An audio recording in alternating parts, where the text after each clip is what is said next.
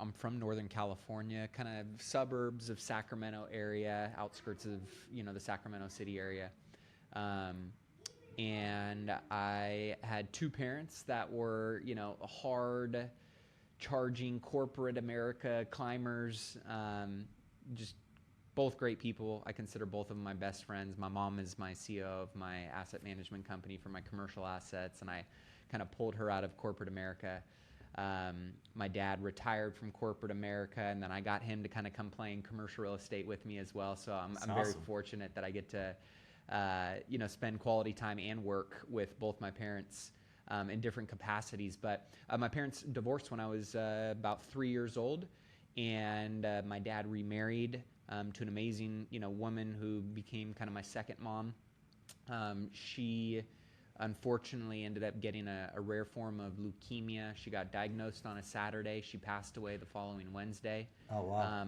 And that kind of rocked my world a little bit. And that actually, I don't want to say sent me in a tailspin, but it led me to hanging out with some people I shouldn't have been hanging out with, making some decisions that I shouldn't have been doing. I ended up getting expelled from high school my first week of my senior year of high school. Wow. And that was like my really big first face, with adversity outside of the death. Getting kind of kicked out of, high school your senior year. Everybody, lives for their senior year of high school when you're a young kid, right? Yeah. But I remember, my dad telling me that, your audio and what you say over here is very different than your video and what I'm watching you, what I'm watching you do with your decisions. And so the challenge when you're incongruent with your talking and your walking, obviously it leads you to some friction in life. And I learned that, fortunately, actually at a pretty young age. So that led me to kind of course correct, and I ended up going to school at UC Santa Barbara. I was able to get because I was a 4.0 student, and I was doing all the right things, but I was making all the wrong decisions outside of school. It led me to getting my expulsion expunged, so I was able to get into a 4-year college. Very fortunate there.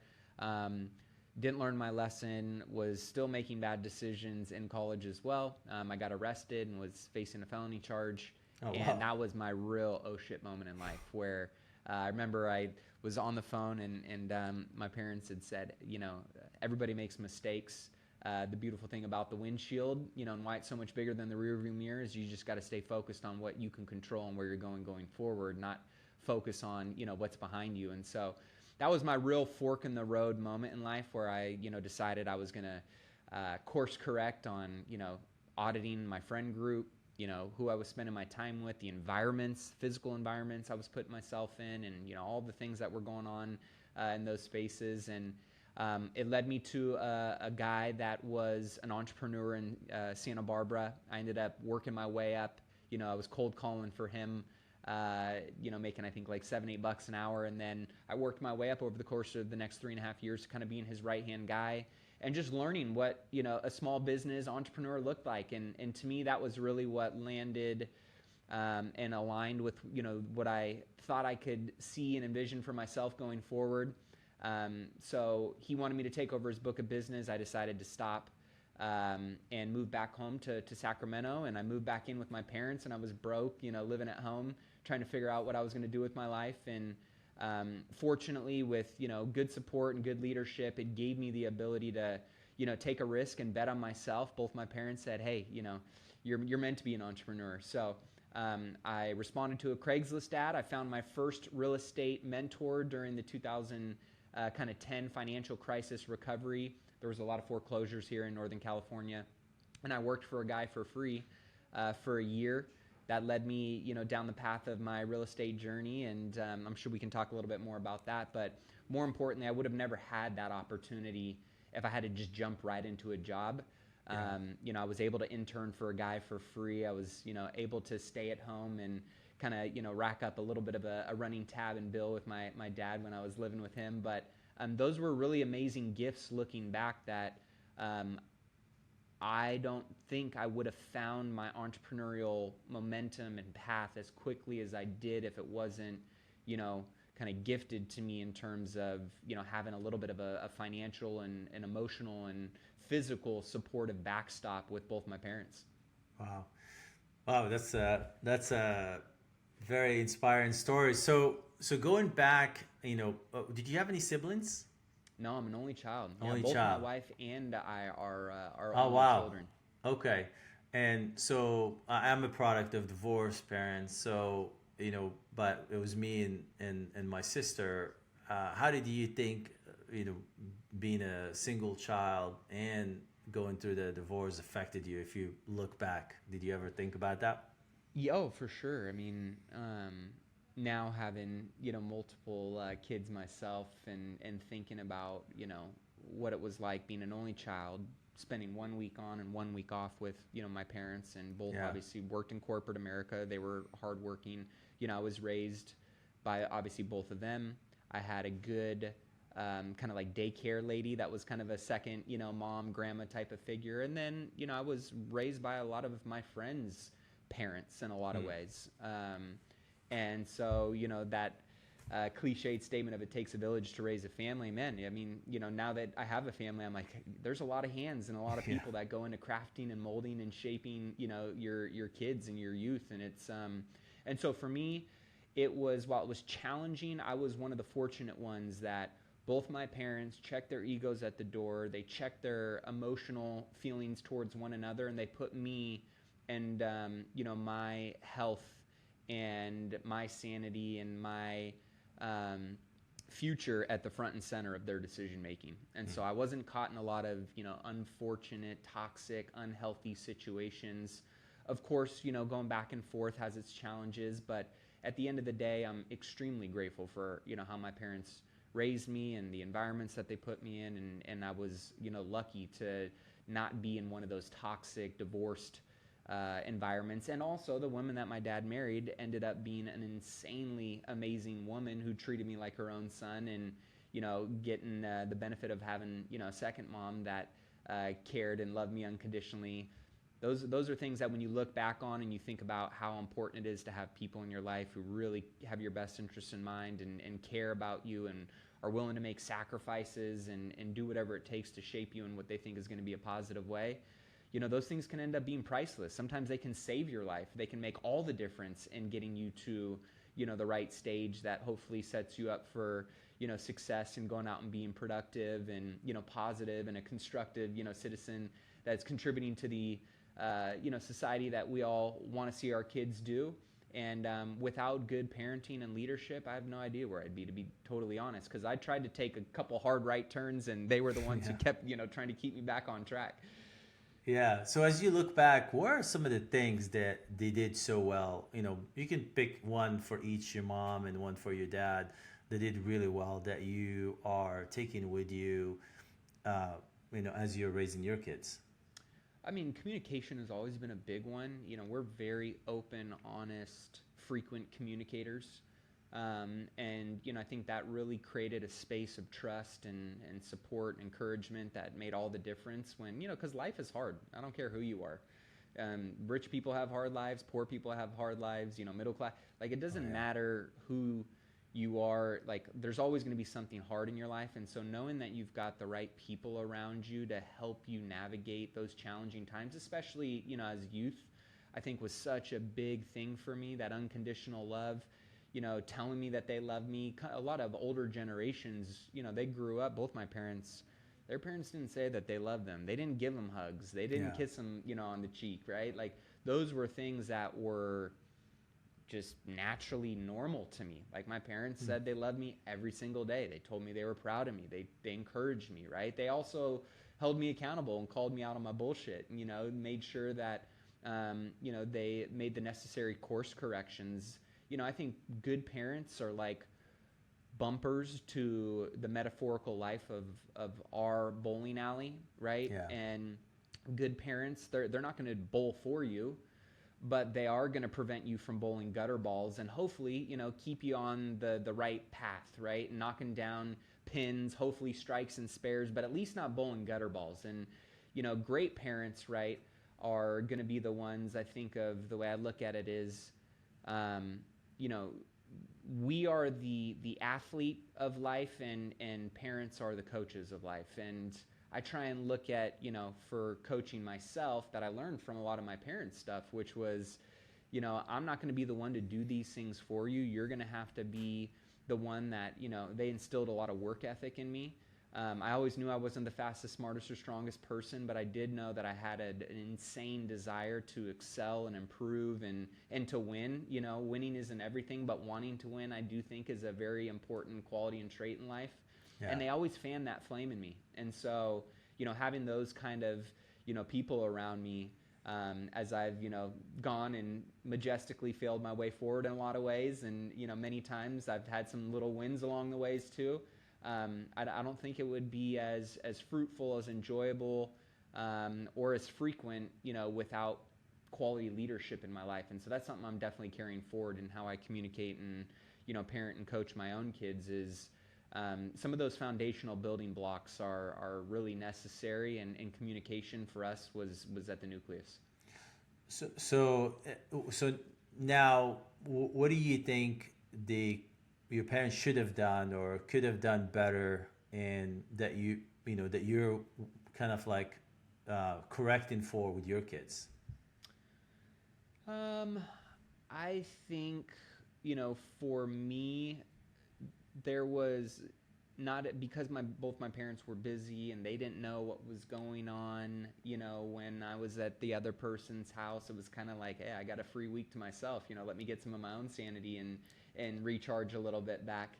I think for me, it's constantly keeping a pulse and being very engaged in proximity, not getting too involved in your kids' lives, because I think, we've seen what that's done in a lot of ways, right? Of just empowering and supporting kids in a way that is actually taking away from them learning through adversity and challenges. Yeah. Like, I'm trying to find that balance, honestly, because I wouldn't have gotten into a lot of the trouble that I got into if my parents had a little bit closer of an eye on me and what I was doing. Yeah. That being said, I wouldn't have grown into the person that I've become if I didn't face and experience those challenges and those hardships. So I think it's that delicate balance of putting yourselves and your kids in uncomfortable environments that don't have catastrophic downside, right? How to find that middle ground of mitigating as much risk, but also putting them in as much of the growing and uncomfortable environments and opportunities that are going to lead to self-discovery, to skill development, to mental and physical expansion of their life, their relationships, their confidence, without there being anything too catastrophic if and when they do fail, right? And so those are some of the things that I'm constantly kind of thinking about and trying to find that balance in my head as I parent my own kids. Yeah, so if you go back, in time, you got a time machine, you go back and have a chat with your parents, what would you tell them? Like, what would you tell them to do with you? What are some of the things to, pay attention to? What are some of the things to do more of or less of? Yeah, I mean, I think it's just, we spend good quality time together. But I think there was for me, it was auditing. Like, this is something that helped me course correct a lot of my life, and I think it's something that I'm really focused on with my kids is auditing your peer group, right? It's auditing the physical environments that you're stepping into, because I know that when I was hanging around, 5 people that were smoking and drinking and fighting every week, I became the 6th person, right? Yeah. I also know that, when I joined GoBundance and I surrounded myself with other millionaires that were, not just millionaires in their business and their bank account, but they were just as purposeful and intentional with their wives and their kids and their health. I started to become the 6th person that, aligned with those things as well, right? And so I think more so looking back of just like that audit of who the friends, and not only the friends, but the parents, the siblings, right? What does their house have in it? Where are you hanging out at, and what physical, things are, tied to those spaces and could put you, I guess, be exposed to and at risk of, kind of getting in proximity to things. So those were some of the things that I would probably, tell them to maybe do a little bit differently, of like, if it wasn't for those people, I wouldn't have gone to that place and gotten into that activity, right? It's huge. It's huge, and it's more important than ever today because there's just kids are less and less exposed to other people like they used to. So the number of people that influence them is even smaller. So you gotta like audit that number even more and be much more intentional around who you surround them with, which is super valuable. So as you're raising your kids now, what is your goal with your kids? Is there do you have a vision for them, or what's your goal with them?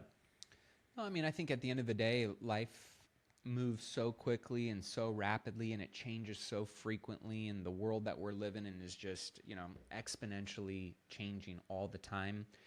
I try and not get too far out, and, of course, I think everybody shares the desires to see their kids be happy and healthy and productive and successful and, confident, right? Yeah. And those are all foundational goals that I have for my kids over the course of their life. But for me, it's more so of just meeting them where they're at in every season. I mean, sometimes it's day by day things Yeah. change. Sometimes it's, week by week, month by month, year by year. My 10-year-old needs something different than my 7-year-old, which needs something different than my 9-month-old, right? And so I think Yeah. for me, it's more so about just being hyper aware, and that's my responsibility as a father, is to say I don't need to fix them, I don't need to change them, I just need to lead them and support them and model and show them what is possible for themselves, and just consistently meet them where they're at. Yeah. And the root and the nucleus, or kind of the North Star, and what keeps us hopefully all aligned and moving in the right direction, knowing that, I kind of look at my family as like a 5-lane freeway, and we all have our own lane. And sometimes we're swerving across lanes, but at the end of the day, we're all trying to, get as efficiently and effectively down the freeway as we possibly can. And for us, I know that sometimes we'll need to go faster, sometimes we'll need to go slower, right? Sometimes we're going to need to, navigate, maybe take a detour and do some course correction. But the goal is to kind of, keep everybody moving in the right direction, and understanding that every car, and every driver has something different going on. And so for me, I just try and keep my awareness up, and know that if we keep our filters in which we make decisions, which we reward people, which we reprimand people based on our values, that's pretty much the filter in which we make every decision. And so I talk about with my kids every day, when I pick them up, I ask 3 questions. What did they do today that was something they were proud of? What did something happen today that you didn't enjoy so much that could have been better? And, what's one thing that you did that aligned with one of our family values?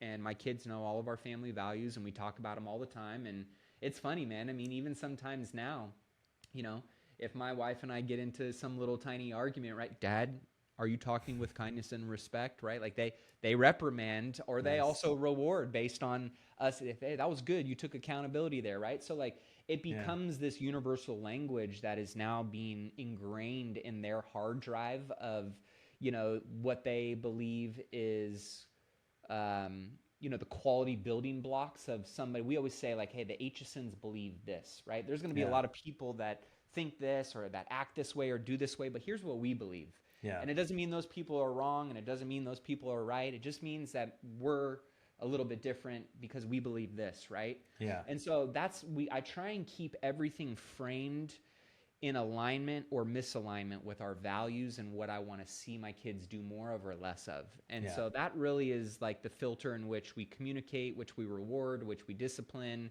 and trusting that if the Tesla hard drive of all of our vehicles has that as the foundational programming, we're most likely, even though we're going to be swerving across lanes here and there and taking detours here and there, for the most part in our freeway of life, we're going to stay moving forward in the right direction if we keep that as our foundational hard drive. As we upgrade over time, right, and doing little tweaks and things like that. But those are a lot Yeah. of the things that I think about is, just really spotlighting our values and making sure that, one, I'm leading, with those values first and foremost, and when I'm not, right, I'm also taking accountability and being, human, and showing them that, we all make mistakes, but that's how we all learn and grow. And so I try and meet them where we're at, and understanding that every kid is in a different season, as am I, and my job is just to stay hyper aware and based on what goals I'm trying to accomplish with them, use those as kind of my frameworks and filters in which I decide what I should and shouldn't do. That's awesome. I love that. And so tell me a little bit about those values. What are the family values? Yeah, I mean, so it's funny, we talk about them almost every day in the car, on the way home from, because my wife picks them up from school, drops them off at either my office or at the gym, and then we work through, the daily things that we talk about in the car on the way home, and one of those is always values, right? And so, but our we have 6. We fluctuate with number 7, but growth, we embrace challenges, never give up, and we keep improving. Respect, we treat ourselves with kindness, love, and dignity. Integrity, we stand for what's right, we tell the truth, and we lead by example. Gratitude, we are thankful for our blessings and choose a positive outlook in all situations. Accountability, we own our actions and responsibilities without making excuses. Love, we unconditionally support one another and always have each other's backs. And our last one is adventure. We lead with curiosity and bravery to maximize life's beautiful experiences. So that's often, those are usually one or multiple or, the points of discussion based on what's going on in their little lives. That's awesome. And so how do you keep up with their, the daily stories or daily adventures? What's your process like, aside from the drives, back and forth from school? Yeah, so I mean, I make my kids breakfast every day. That's non-negotiable. I make my kids dinner every night. That's non-negotiable. I call it my bunker time. Bunker, in kind of a war metaphor, right, is when you wanted to protect yourself, you went into a bunker, with all the chaos, all the things that, are going on around you. That was the safe space, and it was an undistracted, space. And so I create bunkers in my time bunker calendar blocks in my Google Calendar. And those are bunkers that nobody can snipe me out of. No phone Nice. calls, no emails, no distractions. And those are the times that I get that quality time. Because, I remember coaching with one of my life coaches a handful of years ago, and I was starting my family, and I'm like, look, I'm a very obsessed person when it comes to my business and goals and things like that. But one of my biggest goals, and now it is my biggest goal, is to be the best dad that I possibly can be and be a present, purposeful leader for my children. And one of the ways that, I know I can do that was I thought I needed to give them a lot of time. We have a friend named Pat Hyben who says, love is spelled Time. And when I really started to think more about that, I really started to think, well, I know there's a lot of people that are around their parents all the time, Mm-hmm. and they get a lot of quantity time with them. Yeah. But they don't really get present, focused, purposeful, intentional time with them at all. Correct. So that quantity time is really kind of pointless. Yeah. And so for me, I started to really think about, well, I want to focus on the quality time because I need that balance in my life. I can't just give my life to my children, and I don't want them to think that they need to give their lives to their kids when they're older. There's got to be that balance there.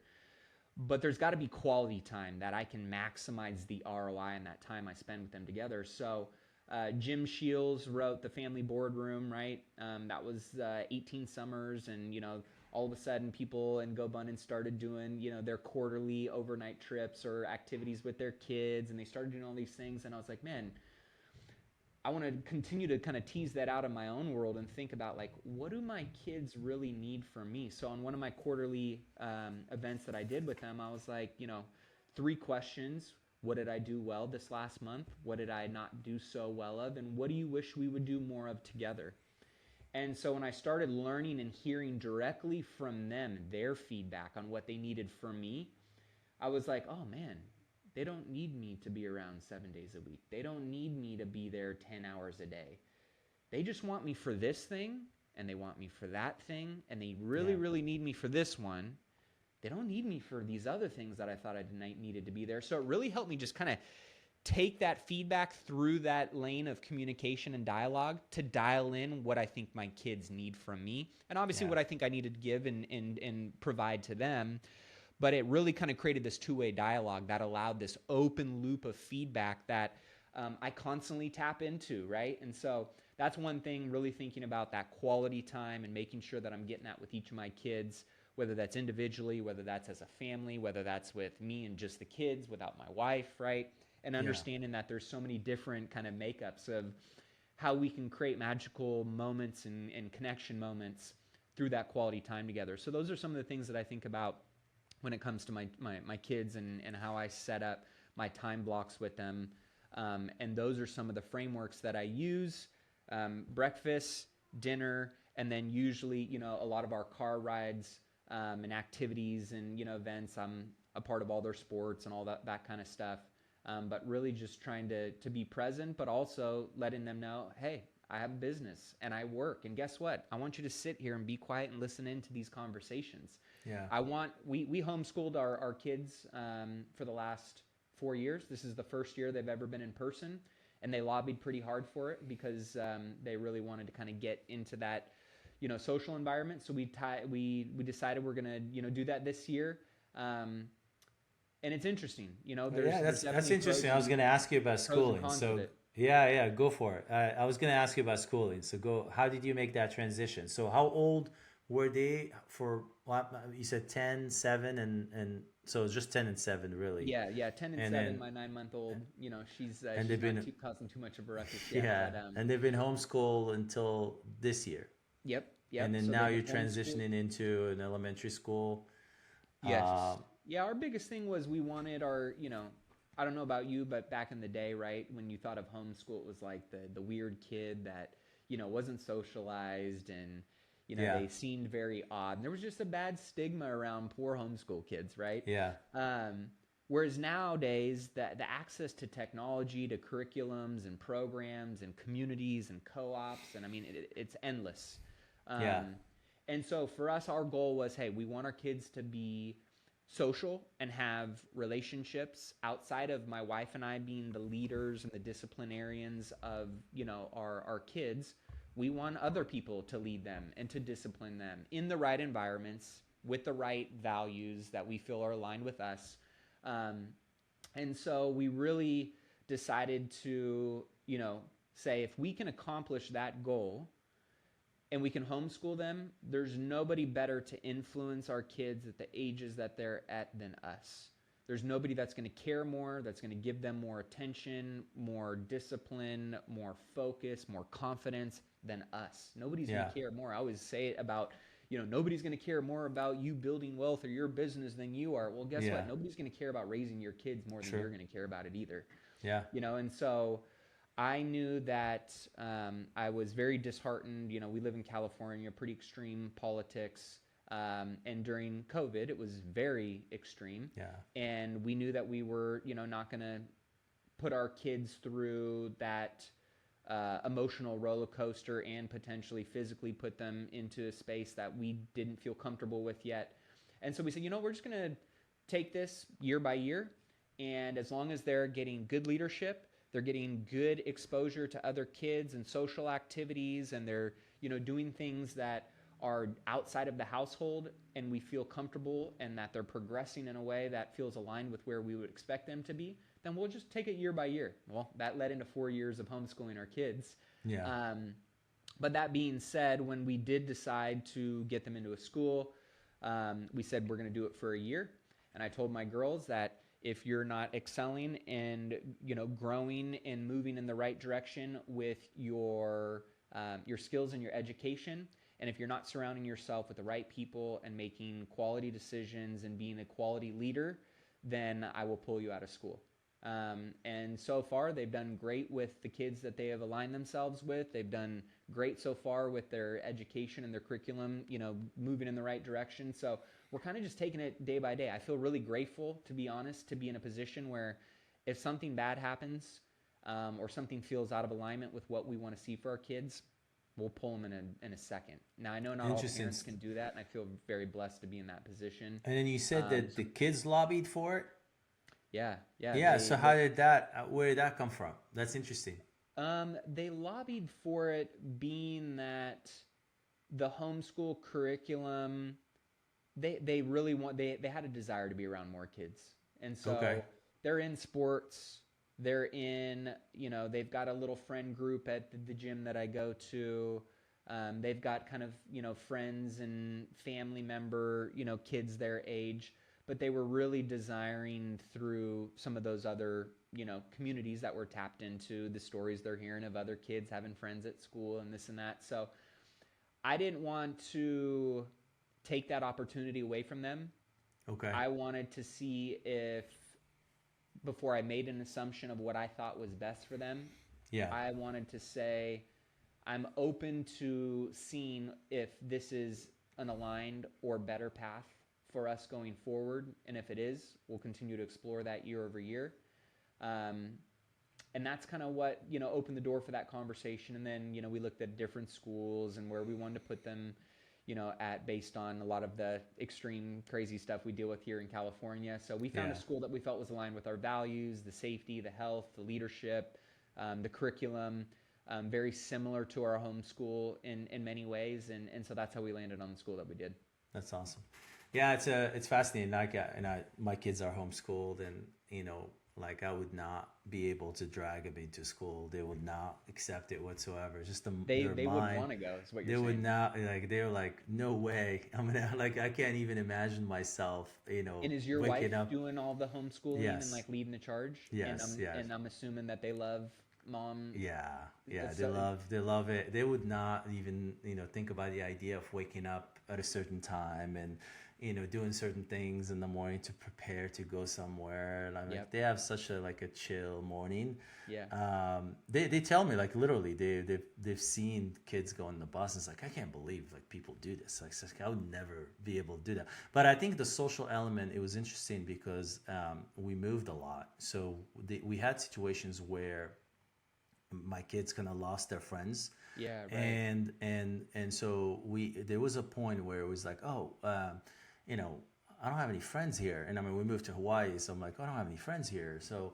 I was like, okay, well, what's the problem? It's like, well, I don't have friends. I'm like, okay, well, what kind of friends do you want? I'm like, I don't know. It's like, you want good friends or bad friends? So I want good one. You want funny or boring? Funny. I want active or inactive. So we went through this exercise of figuring out what is the ideal friend profile. Yeah. And then we said, okay, well, then if you want these friends, where are you going to find them? Well, they're everywhere. It's like, okay, so if you go to the playground and how are you going to qualify that ideal friend profile? Well, I got to ask questions. Okay, well, what questions to ask? Hi, my name is Jack. I'm 6-year-old. How old are you? I like jiu-jitsu. I do jiu-jitsu. What do you do? I like, Captain Underpants. What do you like?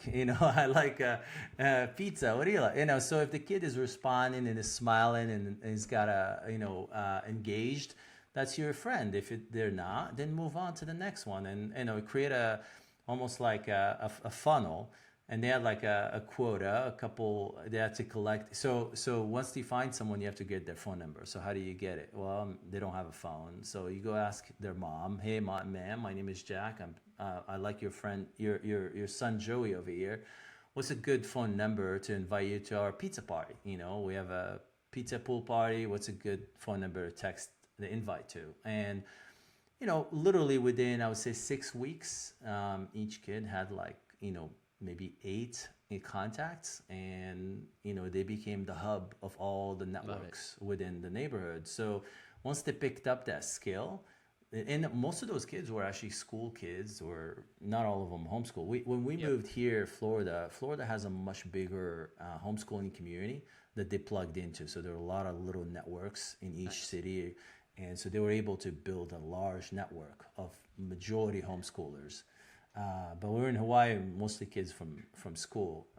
So I think that ability to build your own network and ability to kind of acquire friends, at will, if you will, that's a very it's a powerful thing for them. Absolutely. So now as you think forward, we talk about the school, element, homeschooling, going back to school. Have they adjusted? Have they, how long has it been now? Just a few months? Yeah. I mean, they started last September. So, okay. I mean, first year when they went back to school, obviously the jitters of, meeting new friends, both of them, same kind of thing, right? Found a good little friend group, and my wife volunteers in their classroom and, you know, kind of is able to see, you know, a little bit more intimately what the environment of the school is and the teachers and the leadership and the kids that they're surrounding themselves with. So no schooling environment is perfect, right? Yeah. There's probably things we'd love to change, but for the most part, you know, we still feel like those are the good coaching moments in life, right? I think just going back to communication, you know, Yeah. I just want to build up confident leaders that are what I call weaponized. And so we talk a lot about weaponization, right? It's like, you know, there's good ways to be weaponized and bad ways to be weaponized. And, you know, when my little one, you know, gets all anxious and upset and frustrated about something not going her way, we always talk about, you know, being calm and confident, right? And, you know, when they're, so I think it's those opportunities to just consistently communicate and you know, create the connection and the growth opportunities between you and your child is something that I'm just, you know, especially with girls, right? I want to keep their confidence and trust in me, that I'm always a space that they can come to without judgment and know that I have their best interests in mind, going back to one of our family values, right? I've always got their back no matter what. And that, you know, there's always going to be challenges in life, but we can work through them. And when you got a good family unit, it's one of the best weapons you can ever have, you know, on your tool belt, is knowing that you don't got to go through these challenges alone, right? And that's the beauty of a family unit, you know, a nuclear family unit, and just any kind of family unit, right? Is like, it's one of the greatest weapons that you have at your disposal to go through life, because life is heavy, life is hard, life is challenging. It can feel like a slog sometimes. But I can tell you, when I have felt those, you know, emotions, knowing that I had a mom who cared about me unconditionally and a dad who cared about me unconditionally and many other people that I would consider, you know, quote unquote family, you know, that's a pretty powerful and special thing. So I want to make sure that I'm creating that environment and that type of, you know, unit for my own family, because I know that they're going to face challenges in life. I know they're going to hit friction and roadblocks and, you know, scrape their knees and fall on their faces. And knowing that you've got a family, you know, is one thing that I think is the ultimate safety net that I know not a lot of people, you know, not all people have. And so I don't take it for granted, and I want to make sure that I create that context and understanding that my girls shouldn't take it for granted either, and that it's a special thing and it's a special opportunity and blessing to be able to not only have it, but to have an opportunity to create it. Yeah, and I mean it's such a powerful thing, having the supporting, loving families. It reminds me of that quote, you know, what would you do if you knew you couldn't fail? And if you have a loving family, you can't fail. And I mean, they're gonna love you no matter what. So just swing for the fences, you know, max out your opportunity, if you will. 100%. So how do you, you know, how do you develop resilience in your kids? For me, it's one of the things that I actually kind of spotlight as it being a great thing, you know, like I share, we don't shelter our kids. So we are we discuss and talk about what, we don't present things to them that I don't think their little minds are ready to discuss yet. But if they bring it to us, we don't lie to them or we don't shelter them from it. We create context to it. And we always bring it back to, you know, our beliefs and our values. But I think, you know, one of the best ways to create resilience in your kids is to let them fail, is to actually encourage them to fail. Yeah. And so when they've got, you know, ideas or they've got things that they're challenged by or struggling with, you know, what I do is oftentimes, instead of telling them what they should do, I try and, going back to, I think what you mentioned a little bit earlier, is just asking really quality questions, right? And helping their little brains. Kids are so smart, man. It's crazy how smart they are. I feel like they're way smarter today than they were. You know, I was a big old doofus, you know, 25 years ago when I was 10 years old. Nowadays, you know, kids are so dang smart. And so I think, you know, empowering them by asking really good questions, you're giving them such an opportunity to let their smart little intelligent brains go to work and figure out what they think the next right decision or the next right move is or isn't.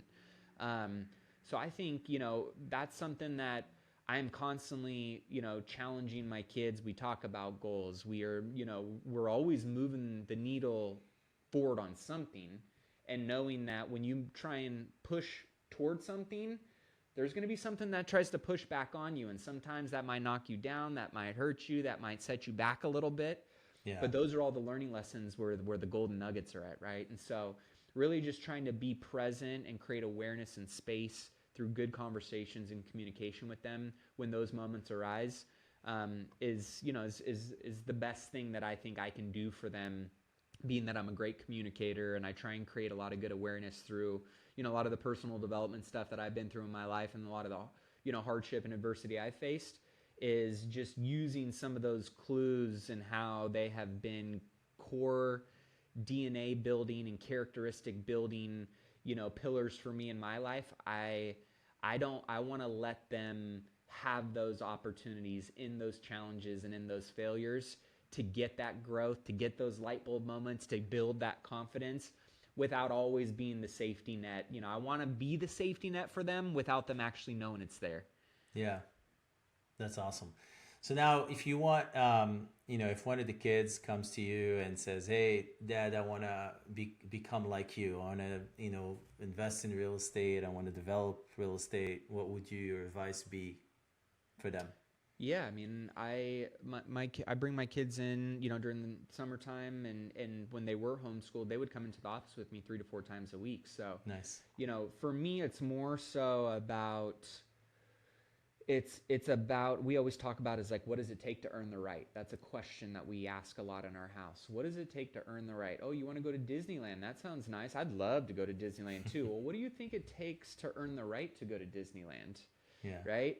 And so we working through a lot of those decision trees and decision matrices and helping them understand all of the stepping stones, right? It's always easy to kind of, especially when you're young, right? And most things are just given to you. And, oh, Mom, I want a hamburger. Okay, well, here's a hamburger, right? They're just used to getting stuff. I've really tried as they're getting older to help them deconstruct what actually goes into you getting that, right? Oh, you want a Roblox that costs $50? Well, here, let me show you what it takes to actually earn $50. Yeah. So I think for me, more so, it's about, I am really focused right now on creating context for them through the real world of desire. I want these things. Cool. I want a lot of things in my life. And there's a lot of things that I've wanted that I've figured out. Here's the path, and here's what you got to sacrifice, and here's how much time it's going to take, and here's some of the risks, right? And just try and help them understand and contextualize that. And I think that's probably, at least at this season of where they're at, 10 and 7, that is the best way I can do that, right? Is just to kind of, with small examples with their desires on a daily basis, how I can help them go through the process of actually figuring out what the building blocks and the stepping stones are for actually getting that or achieving that. But let's move forward. 17, 18 is hey, I'm about to finish high school. I really don't want to go to college. I would rather just do what you do.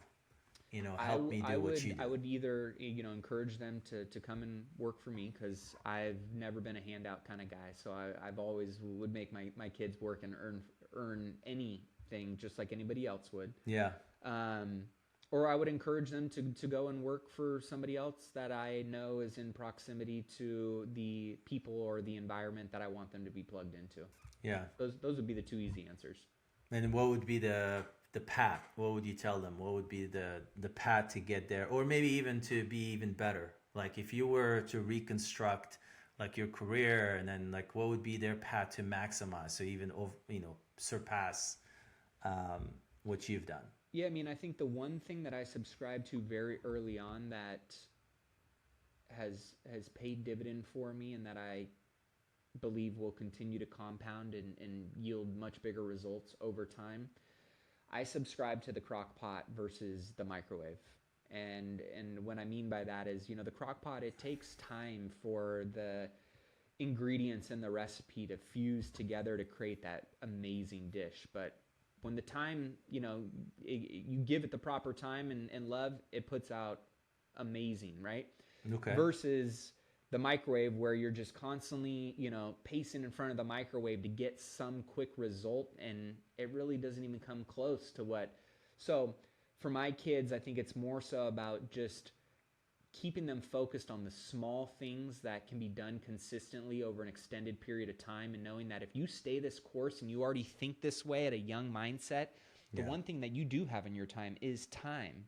And so if you continue to put the right ingredients in the crock pot and you just give it more and more time to fuse together, your dish is going to be so beautiful, right? So small, smart decisions made consistently over an extended period of time, even though it may feel small things done frequently for a very long time turn into big things.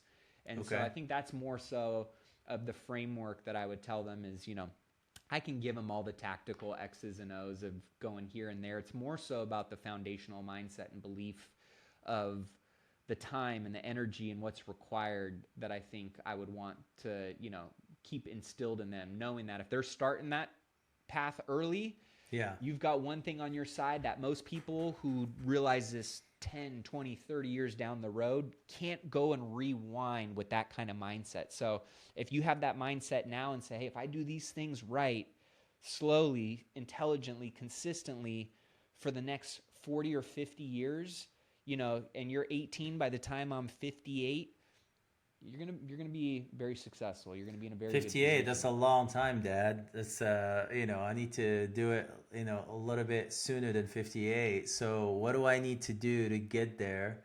And then just think about it from like what's the end? Like how do they should think of like the end outcome? So the end. What is my end outcome? What should I be thinking about that I'm not thinking about right now? What are things that I should avoid? Maybe what are some things that give me a shortcut?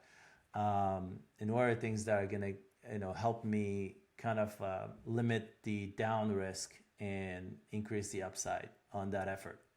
Yeah, I mean, I think the two easiest answers there are the people that you surround yourself with and the environments that you put yourself in, right? So if they're constantly learning and growing and, joining masterminds or, depending on what kind of education they just, educational path, because my wife and I are, both college educated, but also believe that it's a different day and age now around education. And, if you're trying to become a doctor, sure, that makes a ton of sense, go that path. If you want to be an entrepreneur, maybe you don't need to go to college, right? Maybe you go and, intern or get exposed by, working for an organization for 2 to 3 years. So we're very open-minded to what that path can look like for our kids. I think it more so it's about, getting them around the right people, around the right environments, in the right environments.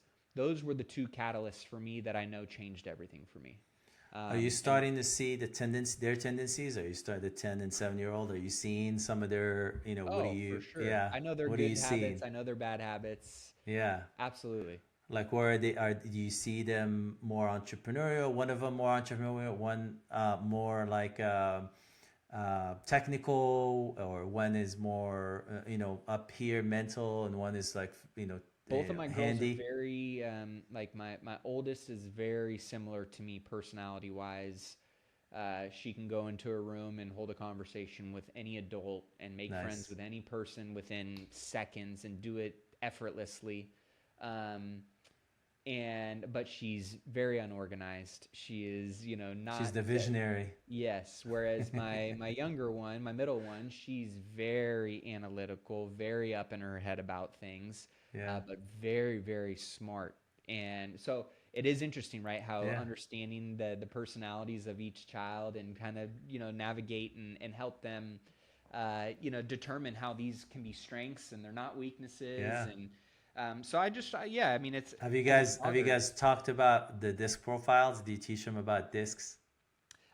We use Myers-Briggs, but yes, we've gone through them,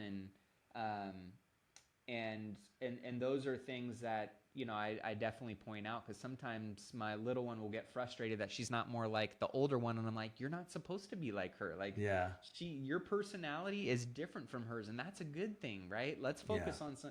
So His strengths. using that context and some of those, awareness tools, I think will Yeah. continue to empower them as they Yeah, that navigate book, things. So Taking Flight, is a good book. It's got a fable on the front with the birds. It's a story, so it's easy, simple for the kids to understand. So I highly yep, recommend it if you, cool. I haven't um, actually checked that one you know, out, so I'll yeah, start Taking going. Flight, the disc profile. It's a good one. And they'll start disking their friends, and they start talking about like who's Nice. this and Did you who's do that with your that. kids? Oh yeah, oh yeah, many times. So now Love it. they know like very quickly. They can tell who's who, who's the D, who's the I, who's the S, and they'll know even more nuance. Oh, she's high I, but she's more C than S, and That's great. I mean, to give yeah, your kids that toolkit at yes, that age is yeah. going to pay dividend as they start getting, older and navigating different social situations. Oh, big time. And they also they don't they understand where now they have a little more nuance. So they see a behavior, they don't really judge the behavior as oh it's because they don't like me or it's Right. It's just because their they personality. no it's just who they are Yep. and just ask a couple more questions. And then also we talk about like how to communicate with that person. If it's a high D, this is what you start with. If it's a high I, this is what you start with. That's great. What is their number one fear? What is their number one desire? And then you communicate to that desire or that fear, and it makes it much more effective communication. You can lead better, which is a lot of fun. Kids pick that stuff very Oh quickly. yeah, man. You know what I mean? What kids can absorb at their age Yeah, and how quickly they can learn, it's mind blowing. So I tend to want to overeducate them right now than yeah, undereducate them, right? Because yeah, like now is the time to do it, and their yeah. little minds need to stay busy with things Yes, anyways. So yeah, I'm yes, constantly trying to put them in learning situations, and it doesn't just have to be book worm educational type of situations. It can be social skills, right? It can be interpersonal skills. It can be physical skills with your hands, your body, right? yeah, So those are things that I try and consistently identify those opportunities because I definitely want them to stay in a place of expansion and learning and growing versus a place of contraction, which it feels like in today's world with all of the social media stuff and yeah, all of the different kind of social constructs. There's a lot more isolation and contraction than I feel like spaces that naturally empower and condone expansion. And I want yeah. to make sure that I'm being very intentional about consistently putting them in those types of opportunities and situations where they're forced to expand and grow versus shrink and contract.